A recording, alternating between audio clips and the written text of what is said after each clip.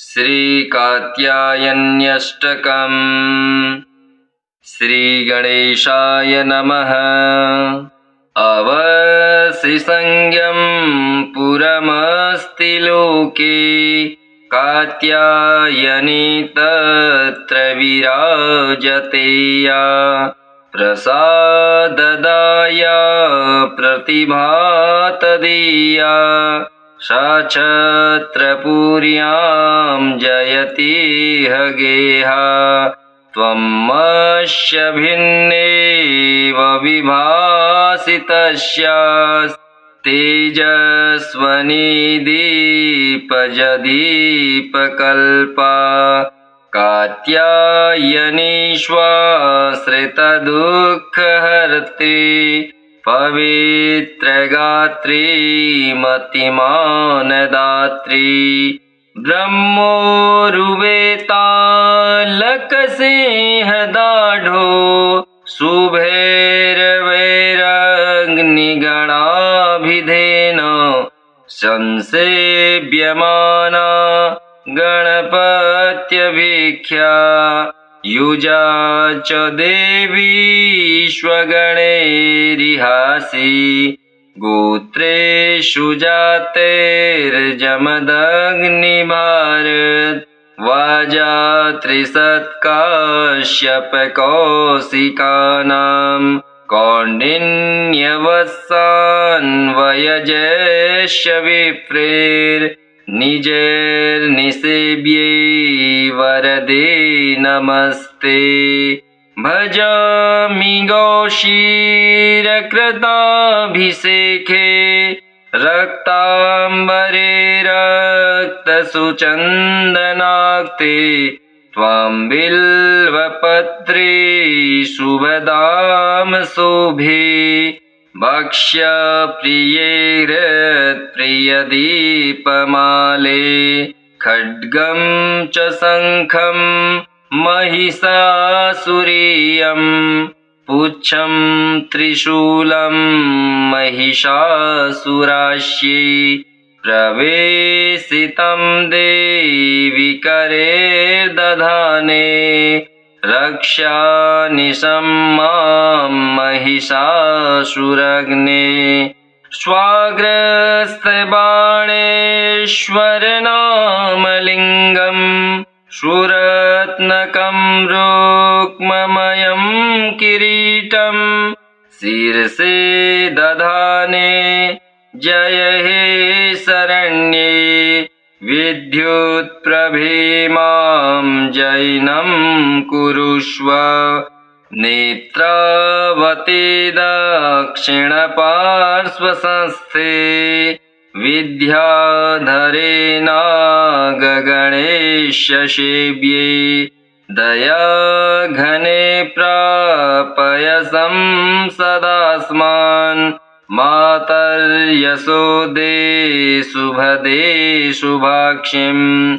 अवसिसंज्ञं पुरमस्ति लोके, कात्यायनी तत्र विराजते या। प्रसाददाया प्रतिभातदीया, सा छत्रपुर्यां जयति गेहा। त्वमस्य भिन्नेव विभासि तस्यास्, तेजस्वनी दीपजदीपकल्पा।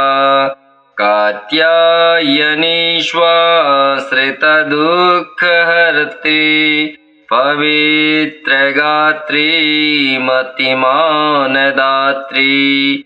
ब्रह्मोरुवेतालकसिंहदाढ्यो, शुभैर्वैरग्निगणाभिधेन संसेव्यमाना गणपत्यभिख्या।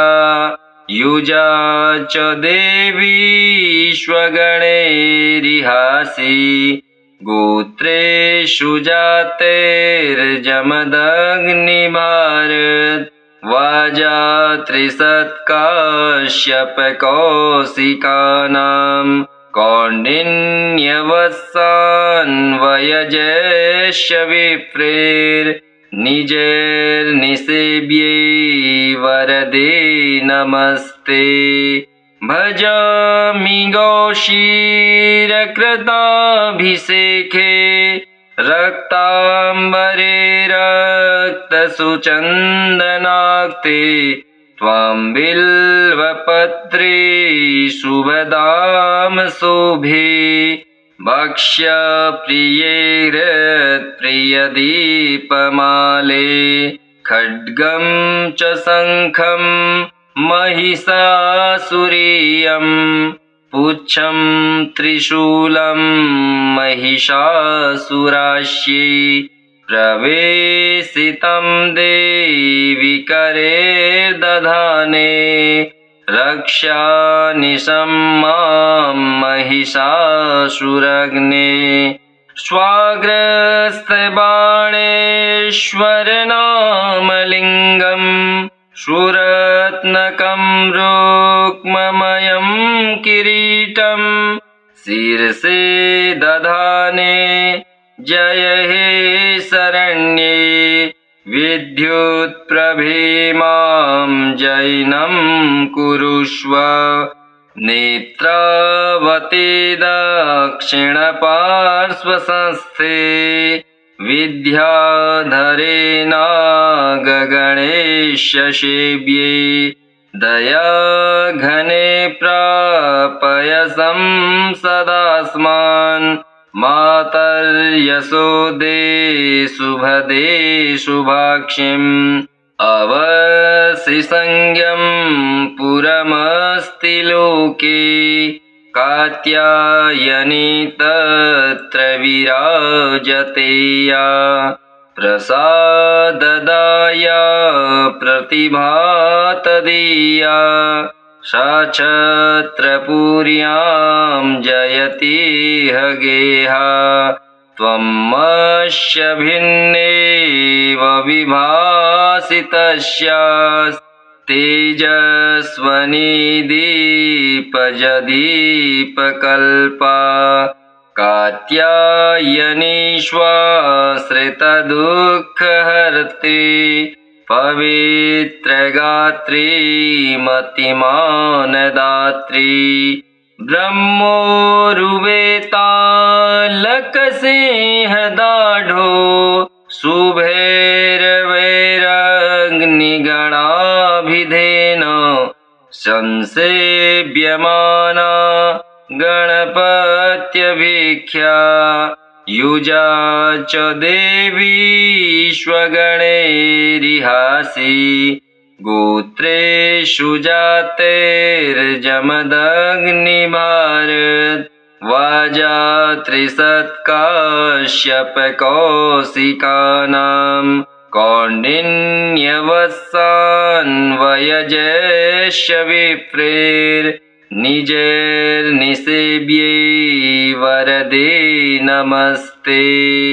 भजामि गौशीरकृताभिषेके रक्ताम्बरे रक्तसुचन्दनाक्ते त्वां बिल्वपत्रे शुभदाम शोभे। भक्ष्यप्रिये हृत्प्रियदीपमाले खड्गं च शङ्खं महिषासुरीयं पुच्छं त्रिशूलं महिषासुरास्यै प्रवेशितं देवि करे दधाने रक्षानिशं मां महिषासुरग्ने। स्वाग्रस्तबाणेश्वरनामलिङ्गं शूरत्नकं रुक्ममयं किरीटं शीर्षे दधाने जय हे शरण्ये विद्युत्प्रभे मां जैनं कुरुष्व। नेत्रावते दक्षिणपार्श्वसंस्थे विद्याधरेणागगणेश्य सेव्ये दया घने प्रापय संसदास्मान् मातर्यशोदे शुभदे शुभाक्षिम् अवसिसंज्ञं पुरमस्ति लोके कात्यायनी तत्र विराजते या प्रसाददाया प्रतिभा तदीया सा छत्रपुर्यां जयति गेहा त्वमस्य भिन्नेव विभासितस्यास् तेजस्वनी दीपजदीपकल्पा कात्यायनी श्वाश्रितदुःखहर्त्री पवित्रगात्री मतिमानदात्री ब्रह्मोरुवेतालकसिंहदाढ्यो शुभैर्वैरग्निगणाभिधेन संसेव्यमाना गणपत्यभिख्या युजा च देवीष्वगणैरिहासी गोत्रेषु जातेर्जमदग्निभारत वाजा त्रिशत्काश्यपकौशिकानां कौण्डिन्यवत्सान्वयजैश्य विप्रेर्निजैर्निसेव्ये वरदे नमस्ते भजामि गौशीरकृताभिषेके रक्ताम्बरे रक्तसुचन्दनाक्ते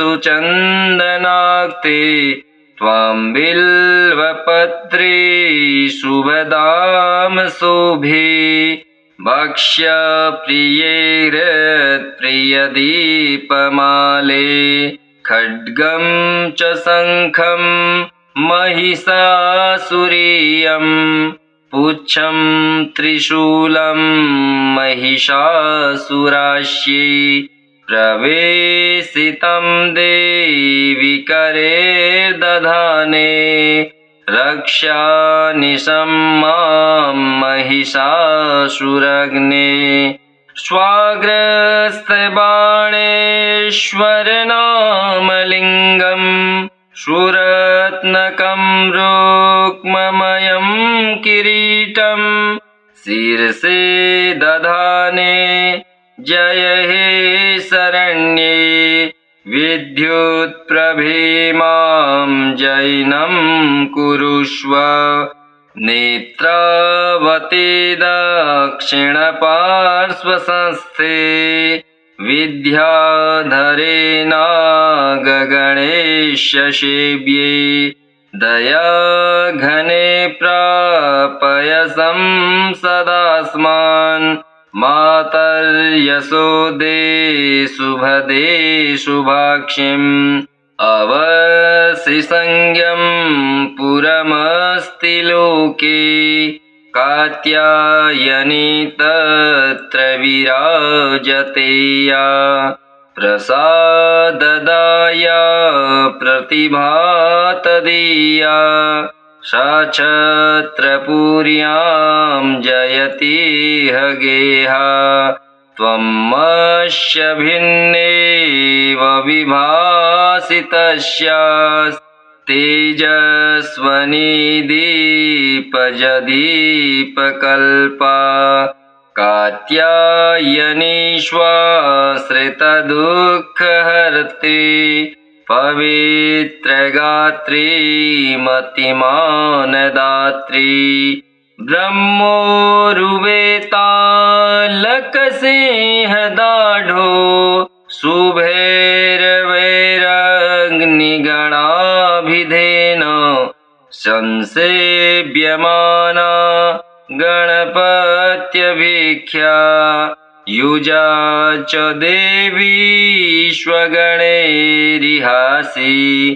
गोत्रेषु जातेर्जमदग्निभारत वाजा त्रिसत्काश्यपकौशिकानां कौण्डिन्यवत्सान्वयजैश्य विप्रेर्निजैर्निसेव्ये वरदे नमस्ते भजामि गौशीरकृताभिषेके रक्ताम्बरे रक्तसुचन्दनाक्ते त्वां बिल्वपत्रे शुभदाम शोभे भक्ष्यप्रिये हृत्प्रियदीपमाले खड्गं च शङ्खं महिषासुरीयं पुच्छं त्रिशूलं महिषासुरास्यै प्रवेशितं देवि करे दधाने रक्ष्यानिशं मां महिषासुरग्ने स्वाग्रस्तबाणेश्वरनामलिङ्गं सुरत्नकं रुक्ममयं किरीटं शीर्षे दधाने जय हे शरण्ये विद्युत्प्रभे मां जैनं कुरुष्व नेत्रावते दक्षिणपार्श्वसंस्थे विद्याधरे नागगणेशसेव्ये दयाघने प्रापय संसदास्मान् मातर्यशोदे शुभदे शुभाक्षिम् अवसिसंज्ञं पुरमस्ति लोके कात्यायनी तत्र विराजते या प्रसाददाया प्रतिभा तदीया सा छत्रपुर्यां जयति गेहा त्वमस्य भिन्नेव विभासितस्यास् तेजस्वनी दीपजदीपकल्पा कात्यायनी स्वाश्रितदुःखहर्त्री पवित्रगात्री मतिमानदात्री ब्रह्मोरुवेतालकसिंहदाढ्यो शुभैर्वैरग्निगणाभिधेन संसेव्यमाना गणपत्यभिख्या युजा च देवीष्वगणैरिहासी गोत्रेषु जातेर्जमदग्निभारत वाजा त्रिसत्काश्यपकौशिकानां कौण्डिन्यवत्सान्वयजैश्य विप्रेर्निजैर्निसेव्ये वरदे नमस्ते भजामि गौशीरकृताभिषेके रक्ताम्बरे रक्तसुचन्दनाक्ते त्वां बिल्वपत्रे शुभदाम शोभे भक्ष्यप्रिये हृत्प्रियदीपमाले खड्गं च शङ्खं महिषासुरीयं पुच्छं त्रिशूलं महिषासुरास्यै प्रवेशितं देवि करे दधाने रक्ष्यानिशं मां महिषासुरग्ने स्वाग्रस्तबाणेश्वरनामलिङ्गं सुरत्नकं रुक्ममयं किरीटं शीर्षे दधाने जय हे शरण्ये विद्युत्प्रभेमां जैनं कुरुष्व नेत्रावते दक्षिणपार्श्वसंस्थे विद्याधरेणागगणेशसेव्ये दयाघने प्रापयसं सदास्मान् मातर्यशोदे शुभदे शुभाक्षिम् अवसिसंज्ञं पुरमस्ति लोके कात्यायनी तत्र विराजते या प्रसाददाया प्रतिभातदीया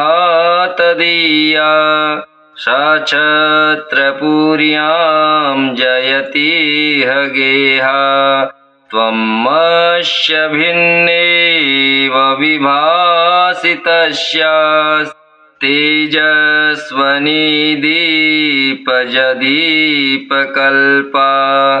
कात्यायनी श्वाश्रितदुःखहर्त्री पवित्रगात्री मतिमानदात्री ब्रह्मोरुवेतालकसिंहदाढ्यो शुभैर्वैरग्निगणाभिधेन संसेव्यमाना गणपत्यभिख्या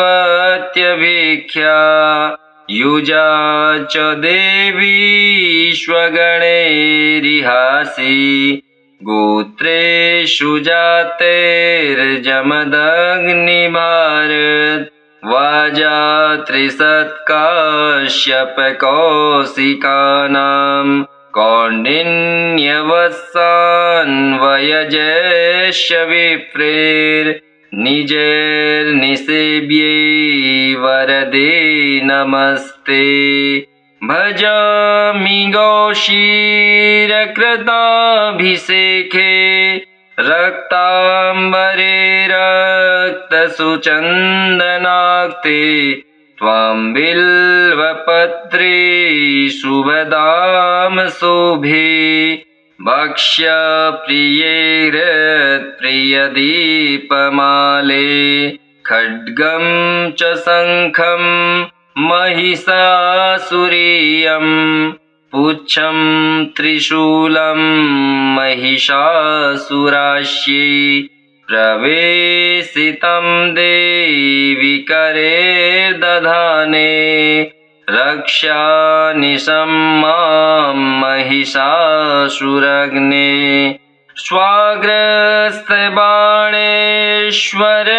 स्वाग्रस्तबाणेश्वरनामलिङ्गं सुरत्नकं रुक्ममयं किरीटं शीर्षे दधाने जय हे शरण्ये विद्युत्प्रभेमां जैनं कुरुष्व नेत्रावते दक्षिणपार्श्वसंस्थे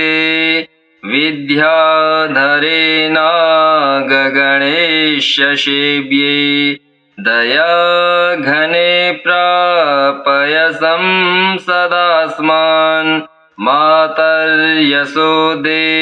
शुभदे शुभाक्षिम् अवसिसंज्ञं पुरमस्ति लोके कात्यायनी तत्र विराजते या प्रसाददाया प्रतिभातदीया सा छत्रपुर्यां जयति गेहा त्वमस्य भिन्नेव विभासितस्यास् तेजस्वनी दीपजदीपकल्पा कात्यायनी श्वाश्रितदुःखहर्त्री पवित्रगात्री मतिमानदात्री ब्रह्मोरुवेतालकसिंहदाढ्यो शुभैर्वैरग्निगणाभिधेन संसेव्यमाना गणपत्यभिख्या युजा च देवीष्वगणैरिहासि गोत्रेषु जातेर्जमदग्निभारत वाजा त्रिसत्काश्यपकौशिकानां कौण्डिन्यवत्सान्वयजैश्च विप्रेर्निजैर्निसेव्यै वरदे नमस्ते भजामि गौशीरकृताभिषेके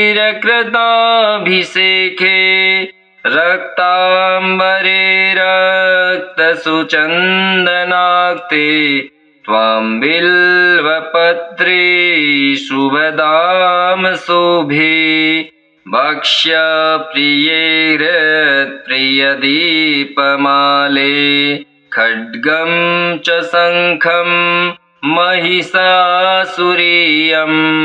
पुच्छं त्रिशूलं महिषासुरास्यै प्रवेशितं देवि करेर्दधाने रक्ष्यानिशं मां महिषासुरग्ने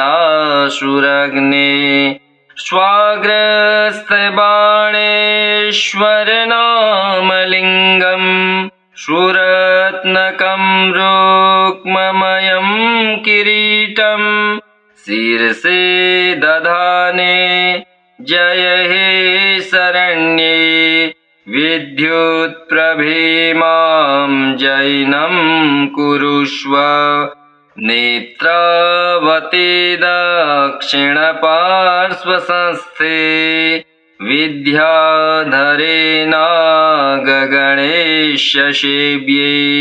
दयाघने प्रापय संसदास्मान् मातर्यशोदे शुभदे शुभाक्षिम् अवसिसंज्ञं पुरमस्ति लोके कात्यायनी तत्र विराजते या प्रसाददाया प्रतिभातदीया सा छत्रपुर्यां जयतीह गेहा त्वमस्य भिन्नेव विभासितस्यास्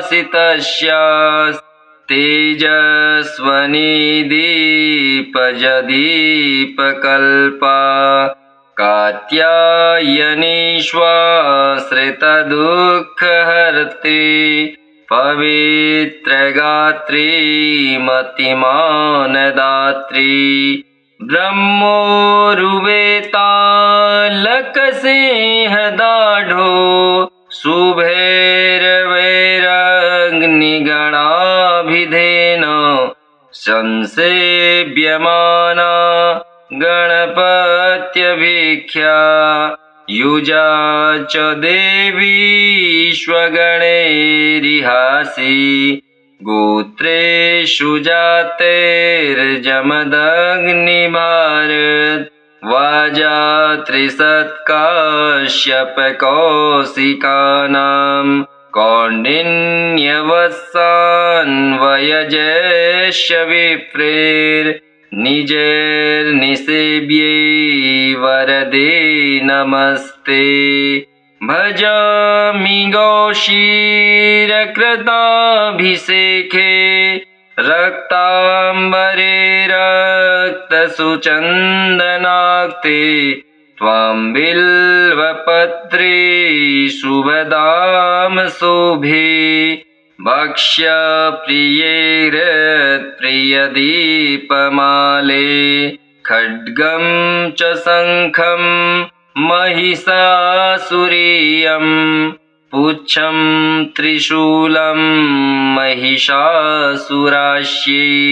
प्रवेशितं देवि करेर्दधाने रक्ष्यानिशं मां महिषासुरग्ने स्वाग्रस्तबाणेश्वरनामलिङ्गं सुरत्नकं रुक्ममयं किरीटं शीर्षे दधाने जय हे शरण्ये विद्युत्प्रभे मां जैनं कुरुष्व नेत्रावते दक्षिणपार्श्वसंस्थे विद्याधरे नागगणेशसेव्ये दयाघने प्रापय संसदास्मान् मातर्यशोदे शुभदे शुभाक्षिम् अवसिसंज्ञं पुरमस्ति लोके कात्यायनी तत्र विराजते या प्रसाददाया प्रतिभा तदीया सा छत्रपुर्यां जयति ह गेहा त्वमस्य भिन्नेव विभासि तस्यास् तेजस्वनी दीपजदीपकल्पा कात्यायनी श्वाश्रितदुःखहर्त्री पवित्रगात्री मतिमानदात्री ब्रह्मोरुवेतालकसिंहदाढ्यो शुभैर्वैरग्निगणाभिधेन संसेव्यमाना गणपत्यभिख्या युजा च देवीष्वगणैरिहासि गोत्रेषु जातेर्जमदग्निभारत वाजा त्रिशत्काश्यपकौशिकानां कौण्डिन्यवत्सान्वयजस्य विप्रेर्निजैर्निसेव्ये वरदे नमस्ते भजामि गौशीरकृताभिषेके रक्ताम्बरे रक्तसुचन्दनाक्ते त्वां बिल्वपत्रे शुभदां शोभे भक्ष्यप्रिये हृत्प्रियदीपमाले खड्गं च शङ्खं महिषासुरीयं पुच्छं त्रिशूलं महिषासुरास्यै प्रवेशितं देवि करे दधाने रक्षानिशं मां महिषासुरग्ने स्वाग्रस्तबाणेश्वरनामलिङ्गं सुरत्नकं रुक्ममयं किरीटं शीर्षे दधाने जय हे शरण्ये विद्युत्प्रभे मां जैनं कुरुष्व नेत्रावते दक्षिणपार्श्वसंस्थे विद्याधरे नागगणेशसेव्ये दयाघने प्रापय संसदास्मान् मातर्यशोदे